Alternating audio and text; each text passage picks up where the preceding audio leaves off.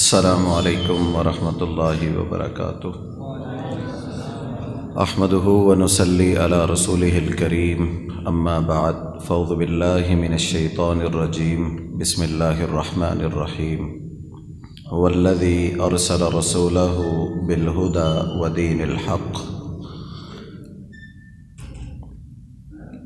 تمام تعریفات اللہ رب العالمین کی ہیں، جس نے مجھے بھی اور آپ احباب کو یہ توفیق دی کہ ہم آج قرآن مجید کی اس کلاس میں جمع ہوئے۔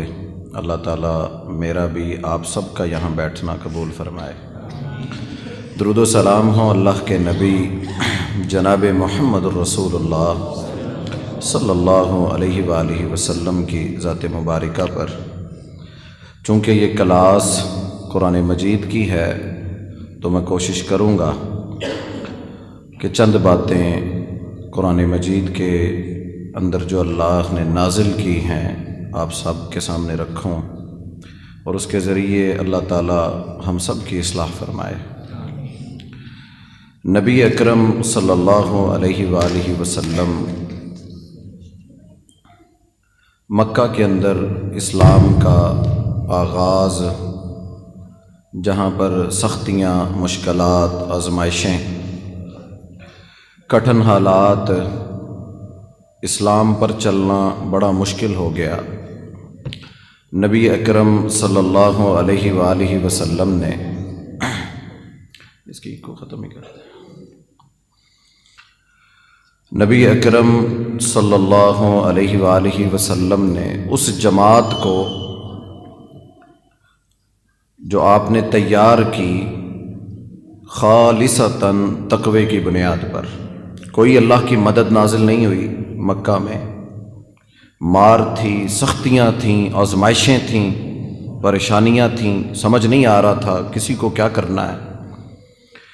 اسلام کی نعمت مل گئی، عمل کرنا بڑا مشکل ہو گیا، اسلام بچانا مشکل ہو گیا، اپنے آپ کو شو نہیں کر سکتے تھے کہ میں مسلمان ہوں۔ آج کے حالات کے تناظر میں قرآن مجید اور سیرت کو ہم لے کر چلیں گے تاکہ ہم سب کی اس کے ذریعے اللہ تعالیٰ سینہ کھول دے۔ ہندوستان میں بھی یہی حالات ہیں کہ مسلمان اسلام شو نہیں کر سکتے، بلکہ ہمارے ہاں کچھ زیادہ پڑھے لکھے لوگ، وہ بھی جب باہر کے ملکوں میں جاتے ہیں تو شرماتے ہیں، خود کو اسلام کا نمائندہ شو نہیں کرتے، بلکہ لبرلزم اور وہاں کی سوسائٹی کے اندر رنگنا پسند کرتے ہیں، جبکہ ان کو یاد رکھنا چاہیے ہماری تاریخ بڑی روشن تاریخ ہے۔ مسلمان خود کو مسلمان کہلواتے ہوئے ڈرتے بھی تھے، خوف زدہ بھی ہوتے تھے، چھپ کر نماز پڑھتے تھے، مسجد بنانے کی تو تصور ہی نہیں تھا۔ نبی علیہ السلام ان کو حوصلہ دیتے کہ ایک وقت آئے گا اللہ تعالیٰ تمہاری مدد کرے گا، ایک وقت آئے گا اللہ اپنے مدد کے وعدے سچے کر دکھائے گا، ان سب پر اللہ تعالیٰ اسلام کو غالب کر دے گا۔ آپ ہر ایک کے پاس جاتے، اس کو جا کر یہی سمجھاتے کہ ایمان لے آؤ، تملک العرب والعجم، تم عرب اور عجم کے مالک بن جاؤ گے۔ تو وہ مذاق سمجھتے تھے، وہ کہتے یہ کیسے ہو سکتا ہے، تم پر ایمان لانے والے کمزور طبقے کے لوگ، جن کو کوئی غلام ہے، کوئی محنت مزدوری کرنے والا، تو بڑے بڑے سردار تو ایمان نہیں لائے۔ تو آج بھی حق کا معیار لوگ دنیا میں یہی دیکھتے ہیں نا کہ جناب کے ساتھ بڑی لمبی تعداد ہے۔ تو نبی علیہ السلام ان کو ان حالات میں کہ جب مکہ کے کافر دعوت قبول نہیں کر رہے تھے، اسلام کا نام نہیں لیا جاتا تھا، اتنے پریشان تھے کہ اللہ کے نبی صلی اللہ علیہ وسلم کی آنکھوں کے سامنے آل یاسر کو تڑپتا ہوا صحابہ دیکھتے لیکن کچھ کر نہیں پاتے تھے، بے بس ہو چکے تھے، سر عام لا کر سامنے، آنکھوں کے سامنے لا کر سزائیں دیتے۔ حضرت بلال رضی اللہ تعالی عنہ کو جو خریدا گیا ابو بکر صدیق رضی اللہ تعالی عنہ نے، وہ اسی لیے تو خریدا کہ آپ چاہتے تھے کوئی مسلمانوں میں سے کوئی خرچ کرے اور خرید لے۔ تو ان مشکل حالات میں کہ خباب اور خبیب جیسے صحابہ کرام جو قربانیاں دینے والے، دین کے اوپر چلنا مشکل تھا، شیب ابی طالب کے معاملات، بیٹیوں کو طلاقیں دے دی لوگوں نے، گھریلو حوالے سے بھی پریشانیاں، دین کے اعتبار سے بھی پریشانیاں، ہر وقت پریشان۔ آج مسلمان بھی یہی کہتے ہیں کہ ان حالات میں دین پر کیسے چلا جائے۔ تو سوچئے کہ اس وقت کیا کیفیت ہوگی مسلمانوں کی کہ جب اللہ کے نبی صلی اللہ علیہ وسلم بیت اللہ کے ساتھ ٹیک لگا کر بیٹھے ہوئے تو ایک صحابی آئے، کہنے لگے اللہ کے رسول صلی اللہ علیہ وسلم اب بس ہو گئی ہے، اب ہم سے برداشت نہیں ہوتا، اب ایمان بچانا ہی مشکل ہو چکا ہے۔ اپنی کمر دکھائی اللہ کے نبی صلی اللہ علیہ وسلم کو، دیکھیے میری کمر کو دیکھیے، کوئلوں سے اٹھ کے آیا ہوں، کوئلوں پر لٹا دیا تھا، اتنی بری حالت ہے۔ اللہ کے نبی صلی اللہ علیہ وسلم نے اس موقع پر بھی حوصلہ دیا۔ آپ نے فرمایا میرے صحابہ، تم سے پہلے بھی زمین پر لوگ آئے، اللہ نے ان کو آزمایا، دین کی وجہ سے ان کو آروں کے ساتھ، لوہے کے آروں کے ساتھ چیر دیا جاتا، لیکن وہ اپنے دین پر قائم رہے۔ صحابہ کہتے اللہ کے نبی کب اللہ کی مدد آئے گی، کب اللہ اپنے وعدے پورے کرے گا؟ کتنے سال گزر گئے، آج ہم بھی مسلمان، کب کشمیر فتح ہوگا، کب اللہ کی مدد کے وعدے پورے؟ ہم بھی یہی جلد بازی ہے نا انسان کو، اللہ قرآن میں کہتے ہیں ہم نے جلد باز پیدا کیا، یہ جلدی رزلٹ چاہتا ہے، انویسٹمنٹ بھی وہاں کرتا ہے جہاں آمدن جلدی آ جائے، جہاں زیادہ منافع ہو۔ انسان کی کیفیت اللہ نے ایسی رکھی ہے، تو ہر معاملے میں، دین کے معاملے میں بھی، اسلام کے معاملے میں بھی یہ یہی چاہتا ہے رزلٹ فوراً مل جائے۔ تو اس وقت بھی انسان تھے، وہ کہتے تھے اللہ کے رسول صلی اللہ علیہ وسلم آپ نے تو کہا تھا کہ اللہ کی مدد آئے گی، فرشتے نازل ہوں گے، اسلام ہی غالب ہوگا، دنیا میں اسلام کا نام ہوگا، عرب اور عجم ہمارا ہوگا، اور یہاں تو اپنے گھر کو بچانا مشکل ہے، دکان پہ کام کرنے نہیں جا سکتے تھے، اتنے تنگ دستی کے حالات صحابہ کرام نے دیکھے۔ لیکن اللہ نے اہل ایمان کو ایک حوصلہ دیا، بڑا خوبصورت۔ صحابہ کہتے ہیں کہ ہمارے سینوں کو ٹھنڈک مل گئی، اللہ نے پوری سورہ یوسف نازل کی۔ ان حالات میں پریشانیاں، سختیاں، آزمائشیں، مشکلات، ہر کوئی گھرا ہوا ان حالات میں۔ اب دیکھیے قرآن مجید یہ جو ہم پڑھتے ہیں، سنتے ہیں، یہ کن حالات میں اللہ نے اتارا۔ مکی صورتیں اور مدنی صورتیں علیحدہ کیجئے۔ مکے کے اندر نازل ہونے والی صورتیں دلوں کو مضبوط کرنے والی، کمزور مسلمان جو عقیدے میں کمزور ہو گئے، جو اپنے آپ کو کھڑا نہیں کر پاتے تھے، بعد میں بھی چلتے آئے صدیوں تک، کہتے قرآن پڑھتے تھے تو اللہ ہمارے دلوں کو مضبوط کر دیتا تھا۔ سورہ یوسف اللہ نے اتاری۔ اب سورہ یوسف میں دیکھ لیجئے، میں مختصر کر کے آپ کو بتاتا جاتا ہوں۔ عمر بن خطاب رضی اللہ تعالیٰ عنہ فجر کی نماز میں سورہ یوسف پڑھا کرتے تھے، فجر کی نماز مکمل سورت۔ امیر المومنین 22 لاکھ مربع میل کے حکمران بن گئے، تب بھی فجر کی نماز میں سورہ یوسف کی تلاوت کرتے تھے۔ اور بعد میں پوچھنے والوں نے پوچھا تو کہنے لگے یہ سورت ایسی سورت ہے کہ اس سورت نے ہمارے سینوں کو ٹھنڈا کر دیا تھا۔ اب ٹھنڈا کیسے کیا؟ اللہ نے پورا قصہ اس میں اتارا یوسف علیہ السلام کا۔ مسلمانوں تم اتنی جلدی گھبرا جاتے ہو، اتنی جلدی اللہ سے مایوس ہو جاتے ہو۔ ایک معصوم بچہ سگے بھائیوں نے اٹھا کے اس کو کنویں میں ڈال دیا، کنویں کی تنہائیوں سے لے کر مصر کے بازاروں تک بکتا بکاتا، کتنی بڑی بڑی آزمائشیں اس میں سے گزر کر پھر آگے دیکھیے۔ صرف ایک آزمائش ہو نا کہ باپ کی جدائی، بھائیوں کی جدائی، یہ بھی غم، بہت بڑا غم تھا، لیکن اس سے بڑی بڑی جدائیاں کہ تہمت لگ گئی، جرم کیا نہیں تھا اس کی سزا۔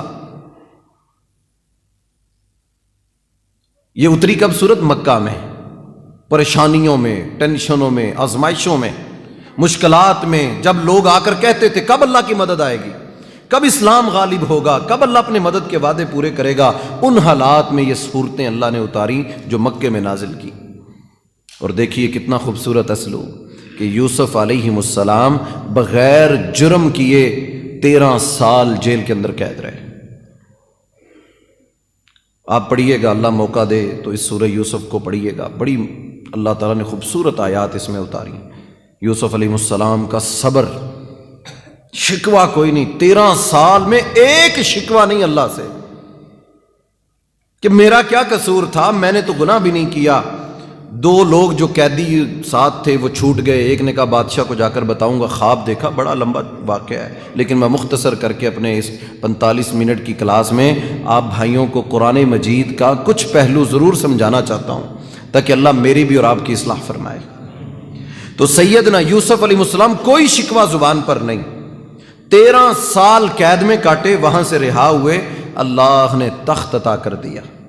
یہ پورا قصہ اللہ نے مکہ کے مسلمانوں کے اوپر اتارا کہ مسلمانوں، تم آج سختیوں پر، آزمائشوں پر، پابندیوں پر کام کرنا مشکل، دین پر عمل کرنا مشکل، آج برادریوں میں، دوستوں میں، سوسائٹیوں میں، کالج اور یونیورسٹیوں میں آج دنیا کے ساتھ چلتے ہوئے بڑا مشکل ہو چکا ہے دین پر چلنا۔ ایسے لگتا ہے جیسے ہاتھ میں انگارہ پکڑنا۔ ہاتھ میں انگارہ پکڑنا، وہ حدیث ہے نا، نبی صلی اللہ علیہ وسلم نے فرمایا تھا دین پر ایک وقت آئے گا، ایسا ہو جائے گا کہ انسان کے لیے ہاتھ میں آگ کا انگارہ پکڑنا مشکل ہے نا، دین پر چلنا اتنا مشکل ہو جائے گا۔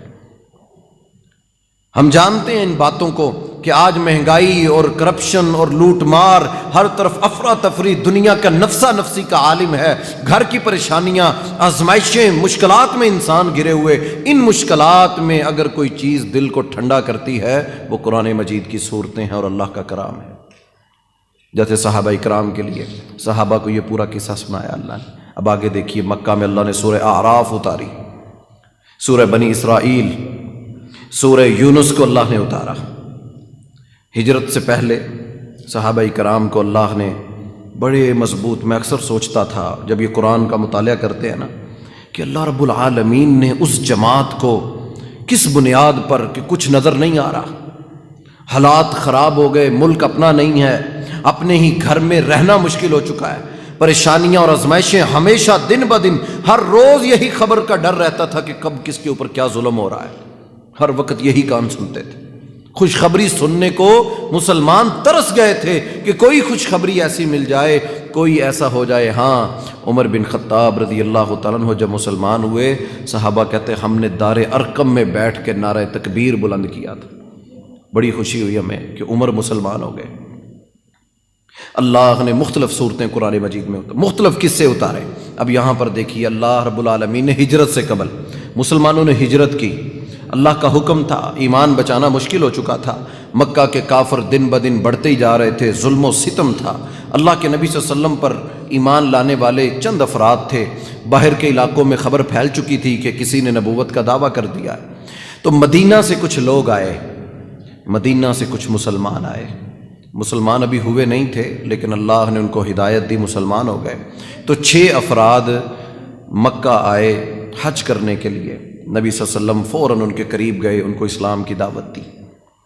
اگلا سال ہوا، وعدہ کر کے چلے گئے اللہ کے نبی، ہم تو ایمان لے آئے لیکن اگلے سال ہم اور لوگوں کو آپ کے ساتھ ملوانے کے لیے لے کر آئیں گے، لیکن آپ ایسا کریں اپنا کوئی قاری، کوئی دین پڑھانے والا، کوئی ذمہ دار جو آپ کی جماعت کا، آپ کا نمائندہ ہو، جو مسئول ہو جو وہاں کام کرے، لوگوں کو بتائے کہ دین کیا ہے، اسلام کیا ہے۔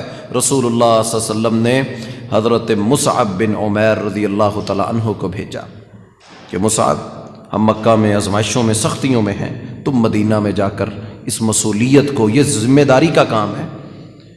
نبی علیہ السلام نے بنا کر روانہ کیا اور کہا اگلے سال میرے پاس آنا۔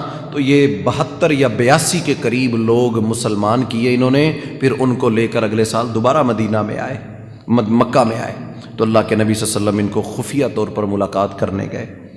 اب ان پریشانی کے حالات میں بڑا مشکل ہے اپنا گھر چھوڑنا، جنہوں نے ہجرتیں کیں اس ملک کے لیے، پوچھیں ان سے کتنا مشکل تھا ہجرت کرنا، ایک شہر کو چھوڑ کر دوسرے شہر میں جانا کتنا مشکل ہے، اور پتہ بھی ہے کہ یہاں سے گاڑی جاتی ہے، وہاں رشتہ دار بھی رہتے ہیں، تب بھی انسان کے لیے بڑا مشکل ہے کہ جہاں پیدا ہوا، جہاں پڑا بڑا، جہاں کاروبار، اس کو چھوڑ کر سب کچھ ختم کر کے کہیں اور چلے جانا اور واپسی کا کوئی راستہ نہ ہو۔ تو اللہ رب العالمین نے صحابہ کرام کی بڑی تربیت فرمائی۔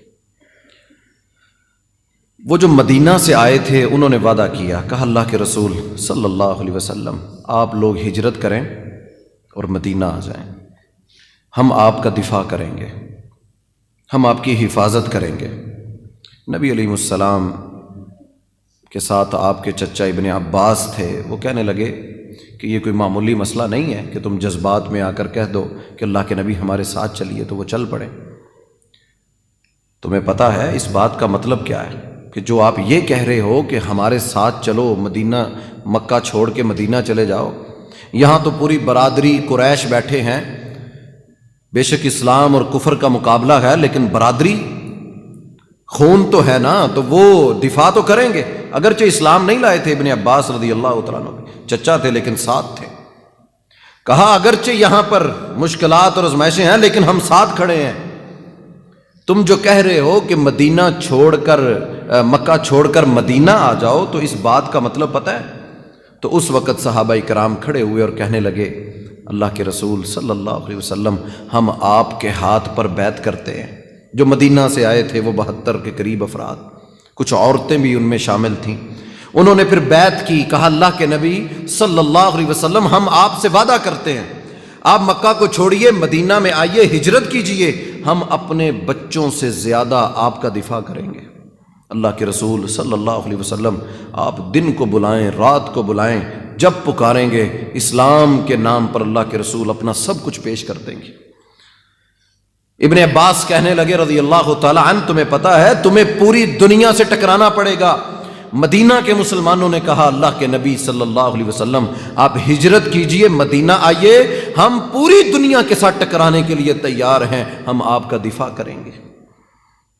آپ نے پھر صحابہ کو حکم دیا، لیکن اس سے پہلے کچھ صورتیں قرآن مجید کی نازل ہو چکی تھیں۔ اللہ نے ان قصوں میں بنی اسرائیل کا قصہ نازل کیا، موسیٰ علیہ السلام کا قصہ اتارا، اللہ نے مسلمانوں کو ان حالات میں قرآن اتار کر سنایا کہ مسلمانوں اب ہجرتوں کا وقت ہے، تمہیں تو پتہ ہے کہ تم نے مدینہ جانا ہے، اور مدینہ کے کچھ مسلمان تمہارے منتظر ہیں، تمہیں اپنے مقام اور منزل کا تمہیں علم ہے کہ تم نے فلاں جگہ جا کر رکنا ہے، وہاں قیام کرنا ہے، تمہارے نبی بھی وہاں آ جائیں گے۔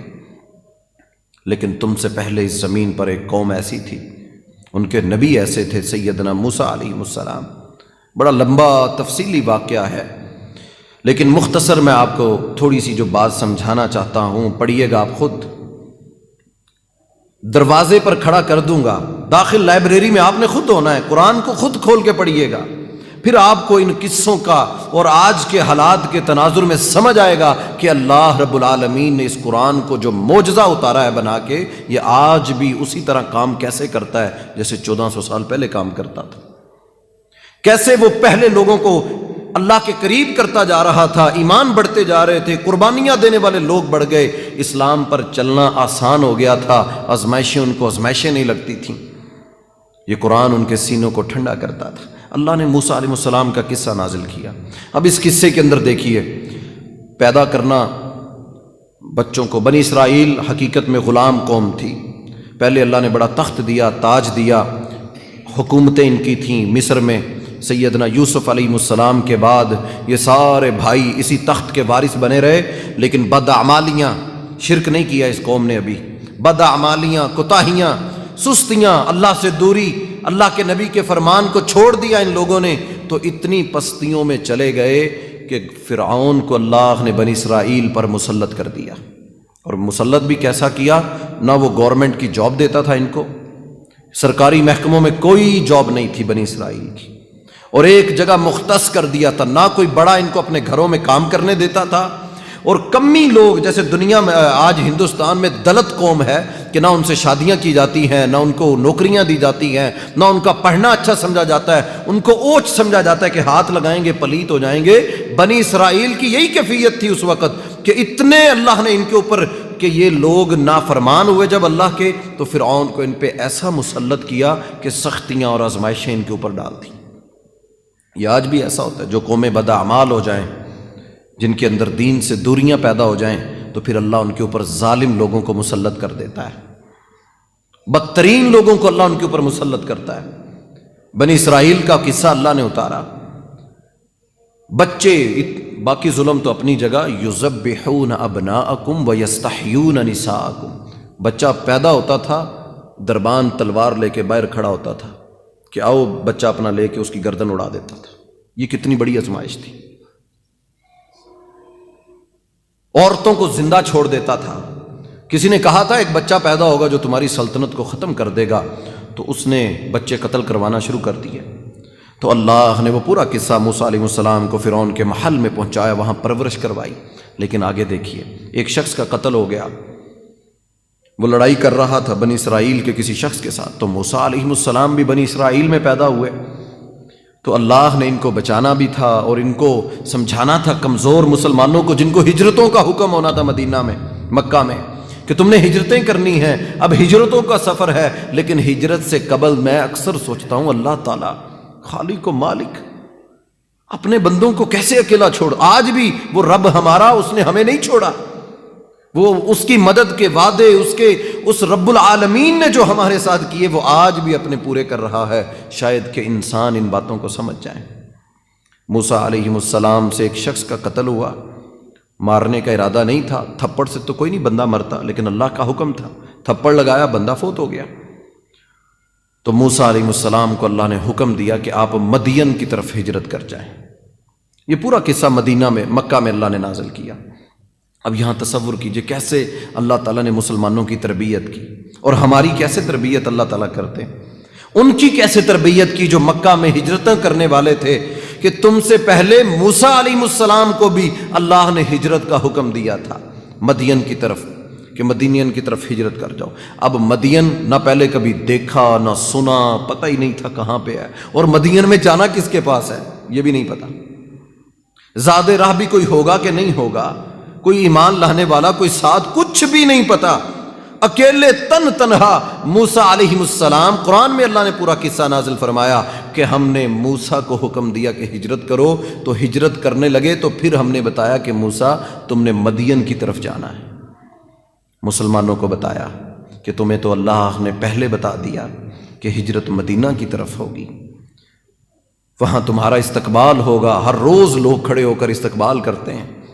تو مسلمانوں، تم ان آزمائشوں پر، ان مشکلات پر جو آج تمہیں وقتی اور حالات کے تناظر میں آ گئیں، کیا تم اللہ کو چھوڑ دو گے؟ تم پیچھے ہٹ جاؤ گے؟ یہ پوری قصہ بنی اسرائیل اللہ نے اتارا، لیکن آگے پھر اللہ تعالیٰ نے اس قصے میں بڑی شاندار تربیت فرمائی۔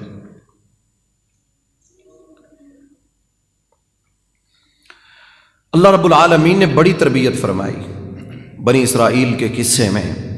آگے یہ غلام قوم فرعون کے چنگل سے واپس آئے دوبارہ فرعون کے پاس، پھر قوم بنی اسرائیل کو کہا، اللہ کا حکم تھا اے موسیٰ فرعون کے پاس جاؤ اور اسے کہو کہ بنی اسرائیل کو آزاد کر دے۔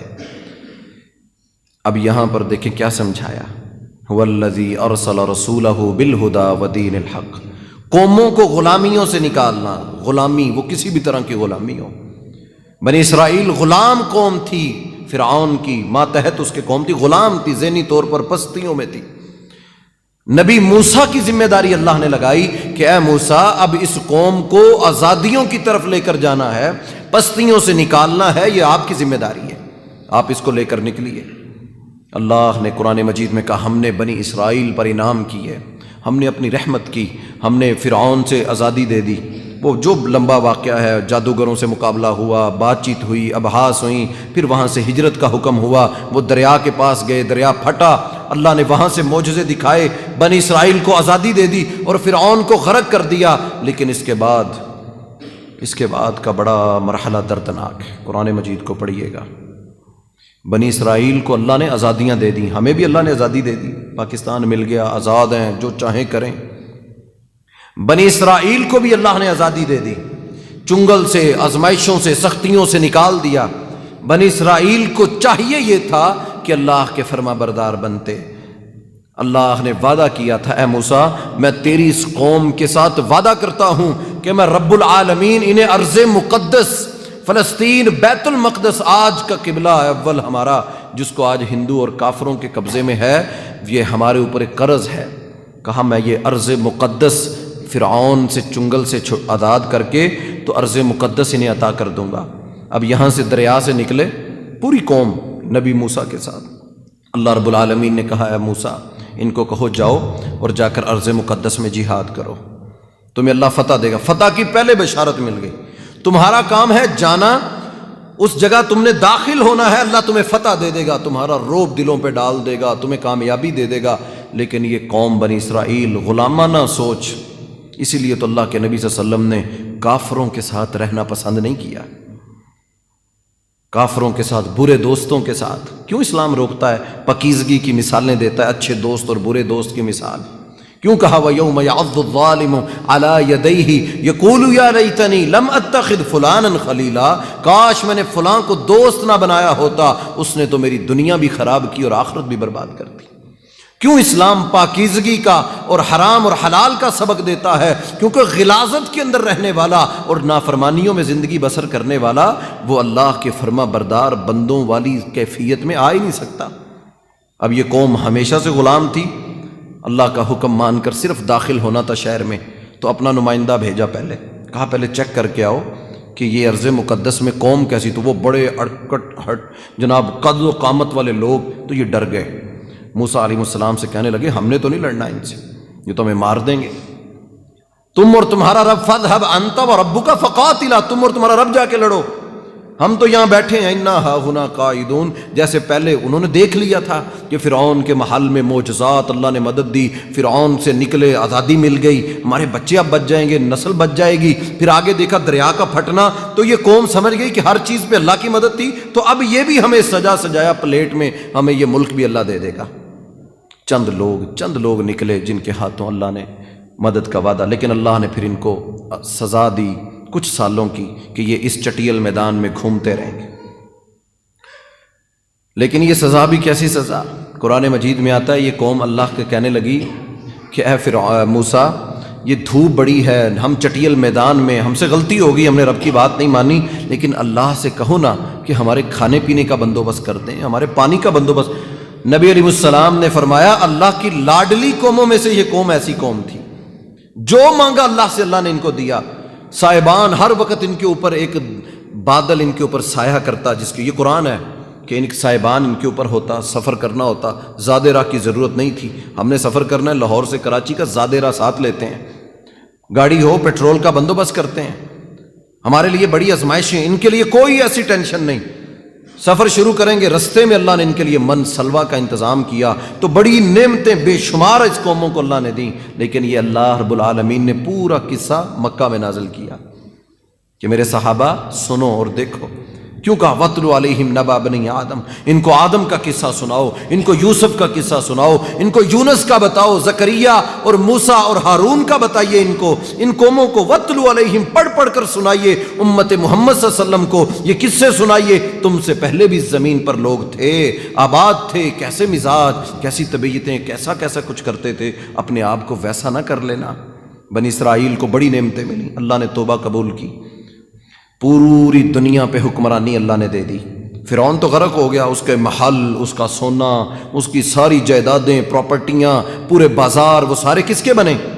بنی اسرائیل کو اللہ نے دے دیے، ہر چیز کے مالک وہ بن گئے، دنیا میں سکہ چلنے لگا ان کا۔ لیکن چاہیے یہ تھا کہ اللہ نے جب اتنی بلندیاں ان کو دے دی ہیں تو اللہ کے فرما بردار ملک مل گیا نا، ہمیں بھی ملک مل چکا ہے، لیکن ہم تو اپنے وعدے سے بے وفائی کر چکے۔ 40 لاکھ شہادتیں جو اسی ہندوستان سے روانہ ہوتے ہوئے 40 لاکھ شہادتیں پیش کی ہم نے، وعدہ کر کے نکلے تھے وہاں سے، سجدے کیے رو رو کر، ماؤں نے، بیٹیوں نے، بہنوں نے، نوجوانوں نے قتل ہو گئے، شہید ہو گئے، پوری ٹرینیں خون کی لدی ہوئی بوگیاں بھر کے آتی تھیں، اے اللہ ملک دے دے، اللہ سلطنت اپنی ہوگی، تیرا نام لیں گے، تیرے دین پر کھڑے رہیں گے، اللہ دنیا کے کیسے بھی حالات آئیں، نماز پڑھیں گے، روزے رکھیں گے، اللہ تیرے ملک میں اسلام کا ملک ہوگا جو دنیا کی پوری دنیا کو چلانے والا، دنیا کے مسلمانوں کا پاسبان ہوگا۔ کتنے مسلمان ہیں جو اس وعدے کو وفا کر رہے ہیں؟ ہماری آج کی نسل کو علم ہی نہیں ہے۔ کون سا پروفیسر ہے جو ہسٹری کا، جو ہمیں بٹھا کر پورا یہ سمجھائے کیا کچھ نہیں کیا تم لوگوں نے اس ملک کے لیے، اور بتائے ہمیں سیرت سے کہ ہسٹری ہماری یہ ہے، تاریخ یہ ہے کہ ہم لوگ قربانیاں دینے والے، ہم وعدوں کو وفا کرنے والے، آج ہم کہاں کھڑے ہیں؟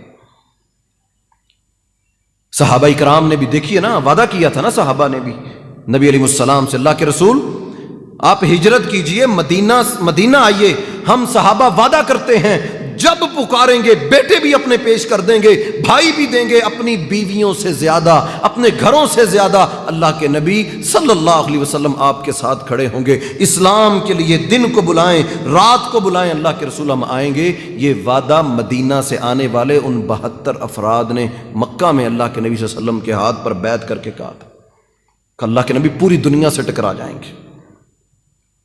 وہ جانتے تھے کہ ہجرت کا مطلب یہ نہیں ہے کہ اللہ کے نبی ہجرت کر کے چلے جائیں گے تو جنگ ختم ہو جائے گی، ایسا نہیں ہے۔ وہ جانتے تھے اس بات کو کہ مدینہ میں جائیں گے، وہاں بیٹھیں گے۔ شیطان نے یہی تو دار الندوہ کی میٹنگ میں کہا تھا کہ تم کیا چاہتے ہو کہ اللہ کے نبی صلی اللہ علیہ وسلم کو قید میں ڈال دیں؟ تم چاہتے ہو ان کو قتل کر دیں؟ تم چاہتے ہو کہ ان کو ہم در بدر کر دیں، یہاں سے نکال دیں؟ اگر تم نے ان کو مکہ سے یہاں سے نکالا، یہ نبی صلی اللہ علیہ وسلم جس جگہ جا کر بیٹھیں گے وہاں دعوت کا کام کریں گے، جماعت کو کھڑا کریں گے، لوگوں کو تیار کریں گے، ان کی ذہن سازی کریں گے، اور دوبارہ تم سے تمہاری یہ سرداریاں چھین لیں گے۔ مکہ کے کافروں کو یہی ڈر تھا۔ اللہ کے نبی صلی اللہ علیہ وسلم نے صحابہ کرام کے اس وعدے پر جو ان لوگوں نے کیا، اور جو موسیٰ علیہ السلام کا یہ پورا قصہ جوڑ کر چلاتے جائیں، سنتے جائیں، دیکھتے جائیں، پڑھتے جائیں کہ کب اتارا، مکہ میں نازل ہوا، ہجرتیں ہو رہی ہیں، ہجرتوں کا حکم ہو چکا، ان حالات میں پورا قصہ بنی اسرائیل کا کہ میرے صحابہ سنو، ان کو سناؤ کہ تم سے پہلی قومیں بھی اپنے نبیوں سے یہ وعدے کرتی تھیں کہ ہم دفاع کریں گے، ہم لڑیں گے، ہم ساتھ کھڑے ہوں گے، لیکن جب میدان عمل میں آئی، باری کے میدان میں آؤ، تو موسیٰ علیہ السلام کی قوم نے نبی کو کہا فَاذْهَبْ أَنْتَ وَرَبُّكَ فَقَاتِلَا إِنَّا هَاهُنَا قَاعِدُونَ۔ مجھے بدر سے پہلے کی وہ میٹنگ اللہ کے نبی صلی اللہ علیہ وسلم نے کی تھی نا، تو پوچھا تھا کوئی کھڑا ہو کر بتائے کیا کرنا چاہیے، دشمن سروں پہ آ رہا ہے، تو ابو بکر کھڑے ہوئے، عمر کھڑے ہوئے، لیکن آپ چاہتے تھے انصاریوں میں سے کوئی کھڑا ہو، تو پھر سعد رضی اللہ تعالیٰ عنہ کھڑے ہوئے، کہنے لگے اللہ کے رسول صلی اللہ علیہ وسلم آپ چاہتے ہیں ہم بتائیں؟ تو سنیے، ہم موسیٰ کی قوم کی طرح یہ نہیں کہیں گے فَاذْهَبْ أَنْتَ وَرَبُّكَ فَقَاتِلَا۔ صورتیں اتر چکی تھیں، تربیت ہو چکی تھی کہ تم مسلمان ویسا نہ کرنا جیسے پہلی قوموں نے اپنے نبیوں کے ساتھ کیا کہ ان کے اوپر ایمان تو لائے نہیں، لائے تو پھر کس طرح کا ایمان کہ پھر جاتے تھے، نکارہ تھے، دھوکہ کرتے تھے، راستے چور راستے تلاش کرتے تھے، اپنی جان بچاتے تھے۔ تم ایسا نہ کرنا۔ سعد رضی اللہ تعالیٰ عنہ نے یہ آیتیں پڑھ کر کہا فَاذْهَبْ أَنْتَ وَرَبُّكَ فَقَاتِلَا إِنَّا هَاهُنَا قَاعِدُونَ۔ اللہ کے نبی آپ حکم تو دیں، آپ حکم تو دیں۔ ہم بہرے اللہ کے نبی صلی اللہ علیہ وسلم سے کہنے لگے اللہ کے نبی اب حکم دیں، مدینہ سے کئی سو میلوں کا فاصلہ طے کر کے ایک شہر آتا ہے، اللہ کے نبی آپ ابھی حکم کریں، بغیر زادے راہ کچھ بھی لیے بغیر ابھی سفر شروع کر دیں گے۔ آپ سمندروں میں لڑنے کا تجربہ نہیں، سمندروں میں کبھی کودے نہیں، تیرنا آتا ہی نہیں۔ عرب کے صحراؤں میں رہنے والی قوم اللہ کے نبی صلی اللہ علیہ وسلم سے کیا کہہ رہی ہے، اللہ کے نبی آپ حکم تو دیں، آپ کہیں پانیوں میں کود جائیں، تو اللہ کے نبی آپ پر ہم ایمان لانے والے کچے وعدے کرنے والے لوگ نہیں، ہم پانی کے اندر بھی کود جائیں گے۔ موسیٰ علیہ السلام کی قوم نے اپنے نبی سے دھوکہ کیا، لیکن اللہ رب العالمین نے پھر مہلت دی، پھر موقع دیا، تخت دیا، تاج دیے، حکمرانیاں دیں، دنیا میں نام دیا، پہچان دی بنی اسرائیل کو۔ پڑھیے اللہ کہتے وَلَقَدْ كَرَّمْنَا بنی اسرائیل، ہم نے ان کو عزتیں دیں، ہم نے رفعتیں بلندیاں دیں، ان کو تاج اور تخت عطا کر دیے، لیکن اس قوم نے موسیٰ علیہ السلام کے ایمان لانے کی بجائے چلیں ملک دے دیا، ارض مقدس بھی اللہ نے ان کو دے دیا، بغیر لڑے، چند لوگ لڑے تھے 313 کے قریب، بعض روایتوں میں آتا ہے۔ بہرحال اللہ رب العالمین نے ان کو وہ دی۔ اس کے بعد کا بڑا عجیب واقعہ کہ یہ قوم کیسی تھی۔ میں اکثر سوچتا ہوں کہ ہم لوگ اکثر یہ قصہ پڑھتے ہیں نا بنی اسرائیل کا اور باقی، کہ یہ قومیں معجزے دے کر بھی نہیں بدلی۔ ہم کہتے ہیں نا کہ معجزہ دے کے ہم بدل جاتے۔ میں اکثر سوچتا ہوں ہندوستان سے 70 سال ہو گئے ہمیں آزاد ہوئے، تیل، مہندی، رسم و رواج سب کچھ پتہ ہے کہ یہ کافروں کی رسمیں ہیں، مسلمان چھوڑتے ہیں؟ کبھی بھی نہیں چھوڑتے۔ بنی اسرائیل نے سب کچھ دیکھا، دریا پھٹتا ہوا آنکھوں کے سامنے دیکھا، لاٹھی کو سانپ بنتے ہوئے بنی اسرائیل نے دیکھا، بنی اسرائیل نے آسمان سے من سلوہ اترتا دیکھا، بنی اسرائیل نے بڑی بڑی نشانیاں اللہ کی دیکھیں۔ آج ہم بھی لوگوں کو یہی بتاتے ہیں کہ بھائی یہ کافروں کی رسم رواج ہیں، بھائی آپ لوگ بنیاد پرست ہیں، ہمیں کیوں یہ خوشی کا موقع ہے۔ تو یہ بات نا بڑی سمجھ آتی ہے کہ اللہ تعالیٰ نے یہ جو قصے اتارے ہیں، وہ پہلی قومیں بھی کافروں کے ساتھ رہتی رہیں، تو بعد میں نبی دیکھیں اللہ تعالیٰ نے سورہ بقرہ نازل کی مکہ میں، بڑا دلچسپ واقعہ، سورہ بقرہ کو پڑھیے گا، گائے کا ذبح کرنے کا واقعہ۔ گائے ذبح کرنے کا اللہ نے حکم کیوں دیا بنی اسرائیل کو؟ کیونکہ یہ گائے کو پوجنے لگ گئے تھے۔ موسیٰ علیہ السلام کوہ طور پر گئے، پیچھے سے اس قوم نے وہ سونا جو فرعون سے اللہ نے ان کو نعمت کے طور پر دیا، یہ تو کنگال قوم تھی، ساری زندگی پستیوں میں گزاری، سونا کہاں سے آیا؟ وہ بادشاہ جو پہن کر چلتے پھرتے اور وراثتوں کے مالک تھے، سارا سونا جمع پونجی اللہ نے ان کو دے دی۔ اور اس قوم نے اس کو جمع کر کے ایک سامری جادوگر کے کہنے پہ بچڑا بنا کے اس کو رب مان کے اس میں سے آواز آتی تھی، کہتے کیا کمال کی آواز، یہی ہمارا رب ہوگا۔ پھر اللہ نے بڑی سخت سزائیں دی کہ قتل کرو اپنے آپ کو۔ موسیٰ علیہ السلام کو طور پر کہا ہے موسیٰ تم یہاں، تمہاری قوم تو شرک کر رہی ہے۔ تو یہ عادتیں ختم نہیں ہوتی نا، جو ان کو یہ قصے اس لیے اتارے اللہ نے کہ پہلی قوموں کا بھی یہی حال تھا کہ وہ لوگ عادتیں نہیں بدلتے تھے، مزاج نہیں، باپ دادا۔ پڑھیے قرآن، اللہ کہتے ہیں، یہ کہتے ہیں ان آباؤنا، ہمارے بڑے ایسے کرتے تھے، کیوں پوجتے ہو؟ نوح علیہ السلام کا قصہ پڑھ لیجئے، سیدنا نوح علیہ السلام نے کہا تھا اپنی قوم کو، یہ کیوں پوجتے ہو تم اللہ کو چھوڑ کر؟ غیروں کو تم سے پہلے کسی نے شرک نہیں کیا۔ تو یہ قوم کہنے لگی اے نوح تو ہمارے اندر پلا بڑا، ہمارے اندر بڑا ہوا، تم ہمیں کہتے ہو کہ تم اس کو نہ پوجو؟ ہمارے بڑوں کو تو نے دیکھا نہیں کہ وہ ان تصویروں کو چومتے تھے، ان کا خیال رکھتے تھے، ان بتوں کو، ان کی وہ ان سے مانگتے نہیں تھے، ہم نے مانگنا شروع کیا، لیکن ان کے لیے عقیدتیں کتنی تھی، وہ ہمارے بڑے بھی ایسے تھے۔ تو آج بھی یہ بڑا سسٹم، چھوٹا سسٹم، برادریوں کا، بیوی بچوں کا، بیوی نہیں مانتی تو بندہ بہت کچھ کر لیتا ہے، بچے نہیں مانتے جی کیا کریں، بڑے ہو گئے ہیں۔ تو شریعت کئی ایک طرف، ہمارا دین اور دنیا الگ ہو چکا ہے۔ تو اللہ نے بنی اسرائیل کے یہ قصے اتار اتار کر سمجھایا کہ میرے صحابہ نبی علیہ السلام سے وعدے کر رہے ہو، آج تم مکہ میں بیٹھ کر رات کی تاریکیوں میں یہ قرآن کی صورتیں سیدنا مصعب بن عمیر نے سنائی ان کو کہ یہ اللہ نے پہلی قوموں کے پورے قصے تم پر نازل کیے کہ اصلاح کر لو اپنی۔ تو موسیٰ علیہ السلام کی قوم نے بہت نافرمانیاں کی، بدعمالیاں کی، شرک کرنا شروع کر دیا، اللہ رب العالمین کے حکم کی نافرمانیاں کی۔ تو اللہ کے نبی صلی اللہ علیہ وسلم نے یہ سارا قصہ سنایا۔ اس سے آگے یہ ہجرتوں کے وقت کے، یہ مکے میں نازل ہونے والی صورتیں، جن کے اندر دیکھیں نا کتنے حوصلے بھی ہیں اس کے اندر کہ مسلمانوں تم مدینہ جا رہے ہو، موسیٰ علیہ السلام کو تو کچھ پتہ ہی نہیں کہاں جانا ہے، تو حوصلے بھی دیے، مدد بھی دیے، دل مضبوط کیے۔ صحابہ کہتے ہیں ان صورتوں کے اترنے سے ہمارے دل مضبوط ہو گئے، سینے مضبوط ہو گئے۔ آج انسان گھبرا جاتا ہے، میڈیا سن لے، 4 اینکروں کی باتیں سن لے، اس کو لگتا ہے کل قیامت آنے والی ہے، پریشانی کے عالم میں سمجھ نہیں آتی۔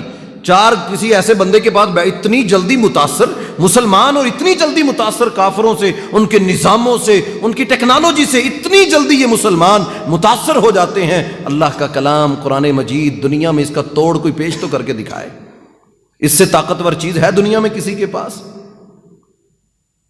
ہم ان کو سنتے ہیں اور ان کو دیکھتے ہیں، ان کی پھر نقل کرتے ہیں۔ نبی علیہ السلام نے فرمایا تھا میرے صحابہ مجھے ڈر لگتا ہے تم پہلی قوموں کی مشابہت کرو گی۔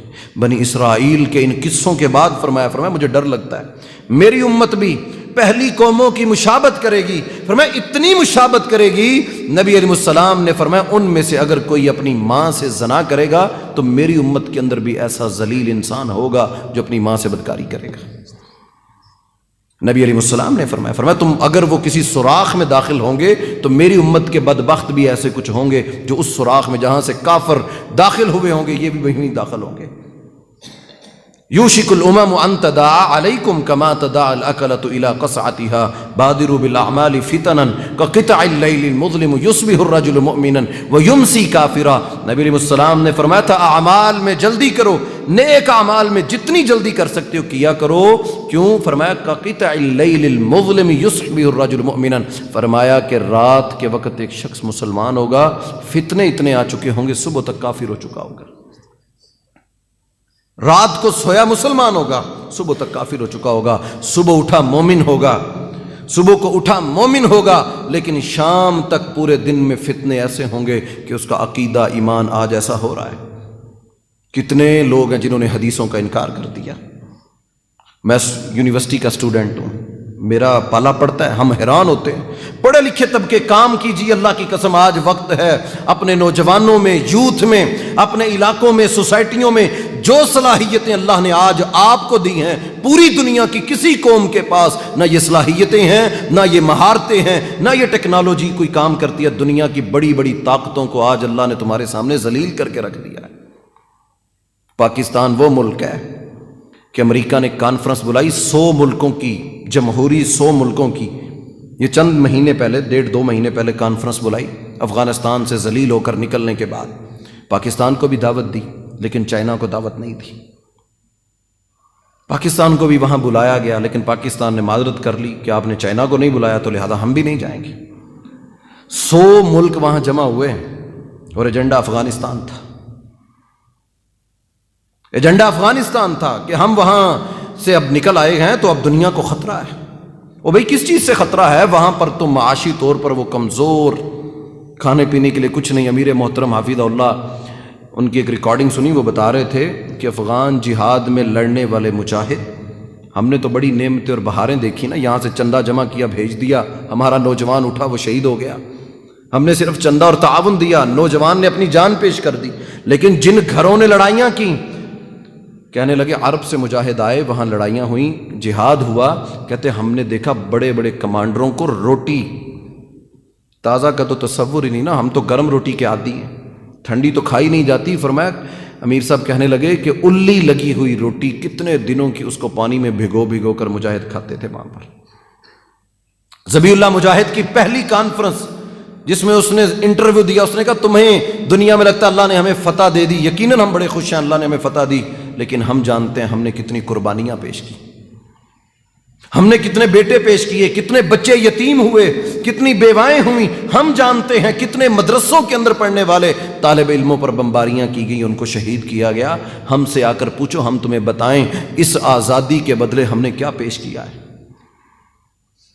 یہ دنیا میں عزتیں، وقار اور شہرتیں ایسے نہیں ملتی، قوموں نے اپنے آپ کو پیش کیا. اور نبی علیہ السلام کا یہ قصہ جو میں آپ کو پورا ایک طرف سے شروع کیا اور مختصر وقت میں مختصر بات کر کے اپنی بات کو ختم کروں کہ اللہ کے نبی صلی اللہ علیہ وسلم کی زندگی سے بڑھ کر کیا آئیڈیل ہمارے لیے ہو سکتا ہے.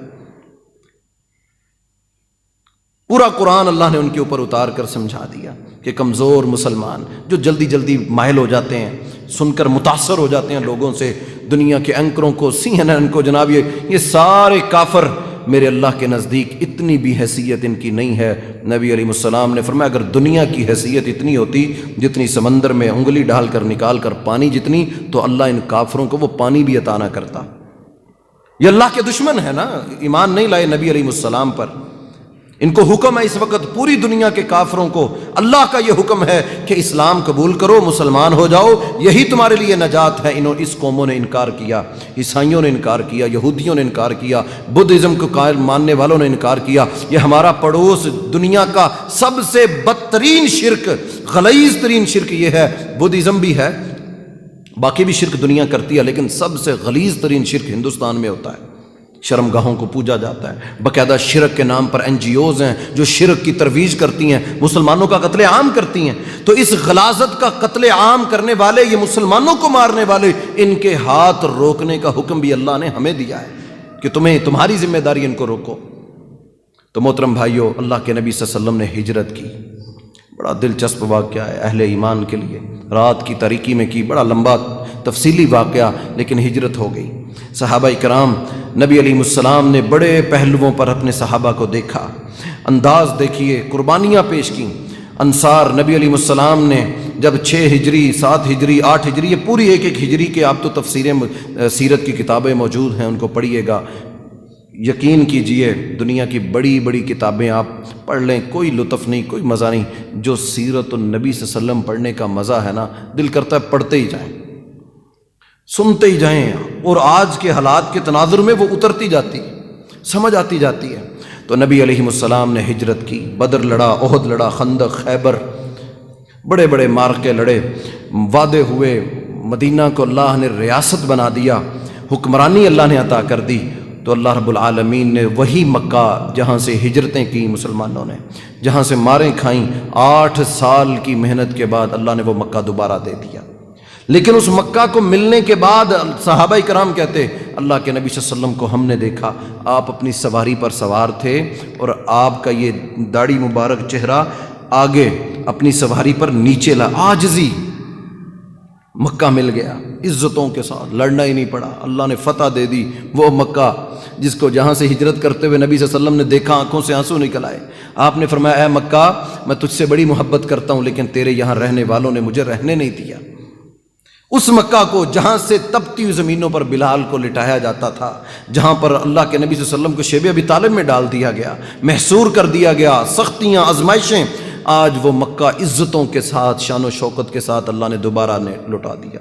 لیکن دیکھیے لٹایا اللہ کے نبی صلی اللہ علیہ وسلم عاجزی آنکھوں سے آنسو نکالتے ہوئے روتے ہوئے مکہ میں داخل ہوئے۔ اللہ تیرا شکر ہے، تو نے ہم پر یہ احسان کیا کہ تو نے ہمیں وہ عزتیں، وہ دوبارہ آج یہ افغانستان کی فتح، دنیا اس کو نہ جانے کیا میں یہ سمجھتا ہوں میری زندگی میں اللہ تعالیٰ نے مجھے یہ دن دیکھنا نصیب کیا کہ اتنے 100 سالوں کے بعد مسلمانوں نے کوئی ملک اپنا فتح کر لی۔ ورنہ ہمیشہ یہی سنا، برما میں اتنے قتل ہو گئے، فلسطین میں اتنے شہید ہو گئے، فلاں اتنے شہید ہو گئے، کشمیر میں یہ حالت ہے، یہ پہلی خوشخبری، سینہ ٹھنڈا کر دیا ان لوگوں نے، ایمان تازہ ہو گیا۔ اللہ تیرا شکر ہے کہ تو نے مجھ جیسے بندے کو بھی یہ دن دکھایا کہ میں یہ کہوں کہ دنیا کی بڑی طاقت کو اللہ نے شکست دے دی، اور کمزور بوٹ پہننا نہیں آتا، کلاشن کوف اٹھایا ہوا، ٹیکنالوجی کچھ بھی نہیں، اللہ تو نے اس کو فتح دے دی نبی علی، اور وہ بھی عاجزی کے ساتھ قرآن کی آیتیں پڑھ کر ان محلات میں داخل ہوئے۔ اللہ نے اپنی مدد کے وعدے پورے کیے اور اللہ کرے گا، والذی ارسل رسولہ بالہدیٰ، اللہ کا دین ہی غالب آئے گا۔ تو نبی علیہ السلام نے اس موقع پر چند نصیحتیں فرمائیں، اور باقی آیات اور حدیثیں بھی آپ کے سامنے فرمایا۔ قرب قیامت کے قریب لوگ خود غرض ہو جائیں گے، یلقی الشح، خود غرضی عام ہو جائے گی، کسی کو کسی کی پرواہ نہیں ہوگی، نہ بھائی کو بھائی کی فکر ہوگی، کوئی گرا پڑا مرا سامنے پڑا ہوا ہو، لوگ فکر ہی نہیں کرتے۔ نبی علیہ السلام نے فرمایا قرب قیامت کی علامات میں سے علامت یہ ہوگی کہ لوگ خود غرض ہو جائیں گے۔ پھر آپ نے فرمایا بازار تنگ ہو جائیں گے، لوگ محنت بڑی کریں گے لیکن ان کے مالوں میں سے برکت ختم ہو جائے گی، دن رات کھپیں گے لیکن اس کے اندر ان کو نفع بہت کچھ ملے گا لیکن برکت اللہ اس سے چھین لے گا۔ آپ نے پھر فرمایا کہ دیندار تھوڑے ہو جائیں گے، نمازی کم ہوں گے، اکثریت نافرمانوں کی ہو جائے گی، زنا کرنے والے بڑھ جائیں گے۔ فرمایا عورتیں ایسی آ جائیں گی جو مائلات ممیلات، لوگوں کو مائل کرنے والی ہوں گی، فحاشی اور عریانی پر کھڑا کرنے والی ہوں گی۔ نبی علیہ السلام نے فرمایا شراب پینے والے عام ہو جائیں گے۔ نبی علیہ السلام نے بڑی حدیثیں بیان کر کے، تو آج میں اور آپ دیکھیں کہ ہم کہاں کھڑے ہیں، ہمارا شمار کن لوگوں میں ہوتا ہے، کیا ہم اس صف کے ہیں؟ وامتاز الیوم، آج یہ سپیکر ہے نا، پوری آپ کے سامنے آواز آ رہی، محشر کا میدان ہوگا، ایک ہی آواز ہوگی، اللہ رب العالمین کی اعلان ہوگا۔ سورہ یاسین آپ پڑھ رہے تھے، اسی میں یہ آیتیں ہیں، وامتاز الیوم ایھا المجرمون، مجرم آج الگ ہو جائیں۔ یہ اعلان سوچ کے انسان کی روح کانپ جاتی ہے، وہاں تو اپنی مرضی سے چلا بھی نہیں جانا کہ انسان کہے کہ میں چھپ کے کسی اور لائن میں گھس جاؤں، ایسا ہونا ہی نہیں۔ وامتاز الیوم ایھا المجرمون، کہاں ہیں مجرم جن کو دنیا میں اللہ نے نعمتیں، ملک دیے، اللہ نے جماعتیں دیں، دین دیا، قرآن دیا، اور کیا ذمہ داریاں انہوں نے پوری کی اپنی۔ وامتاز الیوم، آج کے دن فیصلے کا دن ہے۔ لمن الملک اليوم، کہاں ہیں وہ دنیا کے بادشاہ جو اپنے آپ کو دنیا میں سب کچھ سمجھتے تھے کہ ہم ہی سب کچھ ہیں، ہمارے بغیر کچھ نہیں ہوگا۔ جاؤ قبرستانوں میں دیکھو، بڑے بڑے وزیر، بڑے بڑے مشیر لیٹے ہوئے جو سمجھتے تھے ہمارے بغیر گھر نہیں چلے گا، ہمارے بغیر دکان نہیں چلے گی، ہمارے بغیر ملک نہیں چلے گا۔ اللہ رب العالمین نے ان سب کو قبروں میں لٹا دیا، کہا ان کے بغیر بھی سب کچھ چل جائے گا۔ تو محترم بھائیو، ہمیں اپنی خود غرضیاں دور کر کے قرآن مجید کے یہ 2 واقعات 3 واقعات جو میں نے آپ کے سامنے، اصل مقصد صرف آپ لوگ قرآن پڑھتے ہیں، ہر ہفتے کلاس ہوتی ہے، تو یہ قصے بیان کرنے کا مقصد صرف ایک تھا کہ آپ بھائیوں کو علم ہونا چاہیے کہ یہ قرآن جن حالات میں نازل ہوا، جس وقت یہ اترا، اس وقت حالات کیا تھے، اور آج بھی وہی آزمائشیں، مشکلات، پریشانیاں لوگوں کے سامنے مسائل ہیں۔ تو ہم ان حالات میں اپنی تربیت کریں، قرآن مجید کو اپنے لیے روشن پہلو بنا کر اس کے اوپر عمل کریں۔ اللہ رب العالمین مجھے بھی اور آپ احباب کو عمل کی توفیق عطا فرمائے۔